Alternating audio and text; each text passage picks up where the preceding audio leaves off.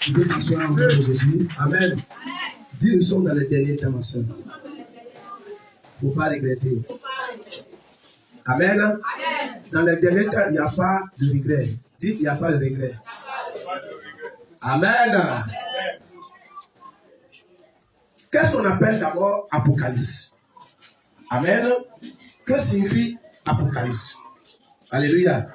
Si je prends le dictionnaire terre à terre, les responsables. Il dit quoi?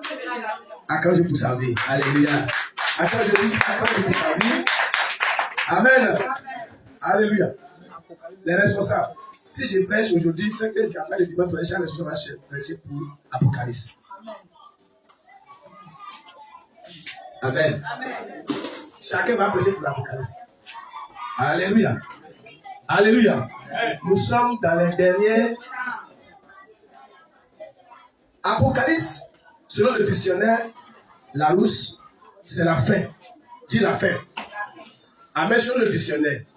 Apocalypse, selon le dictionnaire, la rousse, c'est la fin. Amen.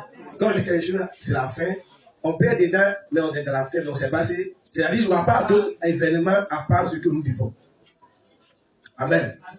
C'est la fin. Il a dit, la Côte d'Ivoire s'arrête en Noé. Peu importe, tu tournes en Noé là.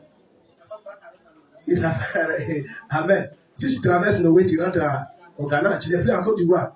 Alléluia. Donc on dit la fin. La limite de l'église s'arrête là-bas. Ben, l'église est construite, amen. Quelqu'un vient ici se bénir, mais je ne sais pas comment ça sert. Amen. Le livre d'Apocalypse a pour le thème. Alléluia. Le thème central du livre d'Apocalypse. Amen. Amen.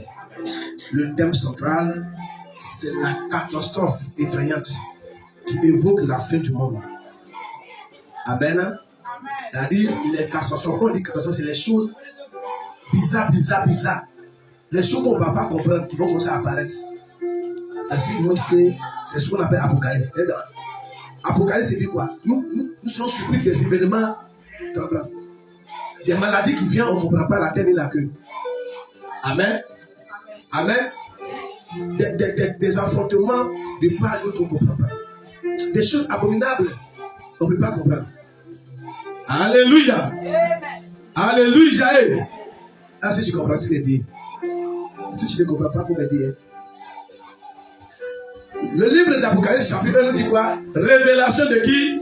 De Jésus-Christ. Donc, c'est pas un homme qui s'est réveillé un matin et puis il a écrit le livre. Lorsque Jésus est monté au ciel, il allait s'asseoir auprès du Père. Il s'est venu révéler à Jean, son serviteur. Amen. Il s'est révélé à qui? À Jean, son serviteur. Et la révélation n'a pas été donnée à n'importe qui. C'est Jésus seul que cette révélation a été donnée. Je dis, révélation de Jésus-Christ que Dieu lui a donné pour montrer à ses serviteurs. Dans le livre d'Apocalypse, n'est pas un livre à banaliser. Il faut mieux comprendre le livre d'Apocalypse pour comprendre nous sommes dans quel événement. Donc quand tu vois quelque chose se passer, ça là, va laisser. Tu ne seras plus étonné au fait. Alléluia. Alléluia. Il dit, les choses qui doivent arriver bien. Jésus a révélé à Jean, ça fait depuis des siècles. C'est pas aujourd'hui. Amen. Ce que je lis aujourd'hui, ce n'est pas quelque chose qui date aujourd'hui. Ça fait déjà 1800 ans, 1900 ans déjà. Qui est né ici déjà à ce moment? 1800, 900 ans. Après, alléluia. Regarde, il dit bientôt. On est dedans déjà les bien-aimés. Alléluia. Et qu'il a fait connaître par l'envoi de son ange à son serviteur Jean. Dans le livre de la révélation du livre d'Apocalypse a été révélé à qui? À qui? À qui? À qui la révélation a été révélée? Je commence ici d'abord. On va le venir ici. La révélation de l'Apocalypse a été révélée à qui? À Jean. Où ça? Il était où? Monsieur, Jean était où? avant de recevoir des révélations. Il était sur l'île Patmos. Alléluia. Comme par île, c'est un endroit où l'eau a entouré. On dit île. C'est comme on dit île de Koumassi de Kapimala. Il y a île là-bas. Ou bien, il y a une île à Djamé. Il n'y a pas île. Mais c'est à Koumassi. Il y a île quelque part où il faut forcément passer sur l'eau pour aller. Hein? Il n'y a pas de contour. C'est l'eau forcément.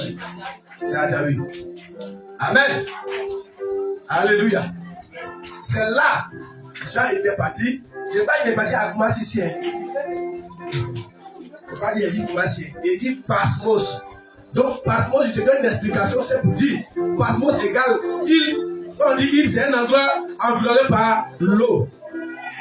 En ce endroit, il n'y a pas habitation. Il n'y a pas maison. C'est déserté. Il peut prendre tout Anani. Ça peut prendre tout Poboué. Alléluia. Donc c'est un endroit déserté. Donc Jean, quand Jésus était mort, Jean est parti chercher la femme de qui? De Dieu. Et là, il a reçu un ange de la part de Jésus-Christ. Donc, bien aimé, quand on te pose la question qui a écrit le livre de Jean, ce n'est pas Jean qui a écrit, il a reçu d'arriver là. Il a reçu quoi d'arriver là? Amen. Amen. Je continue. Lequel a testé la parole de Dieu et le témoin de Jésus-Christ, tout ce qu'il a vu.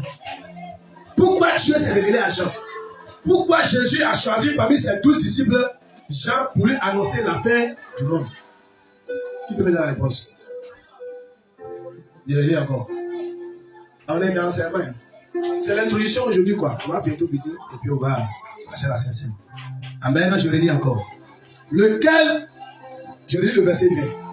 Révélation de Jésus-Christ que Dieu lui a donné pour montrer à ses serviteurs les choses qui doivent arriver bientôt et qu'il fait connaître par l'envoi de son ange à son serviteur Jean, lequel a testé la parole de Dieu et le témoignage de Jésus-Christ, tout ce qu'il a vu. Hachel, pourquoi Dieu a choisi parmi les 12 disciples Jean? La réponse est dedans.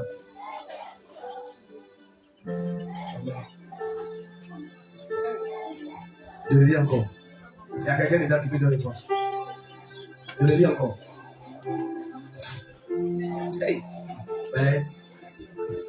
Révélation de Jésus-Christ que Dieu lui a donné pour montrer à ses serviteurs les choses qui doivent arriver bientôt et qu'il a fait connaître par l'envoi de son ange à son serviteur qui? Jean, lequel a testé la parole de Dieu et le témoin de Christ, tout ce qu'il a vu.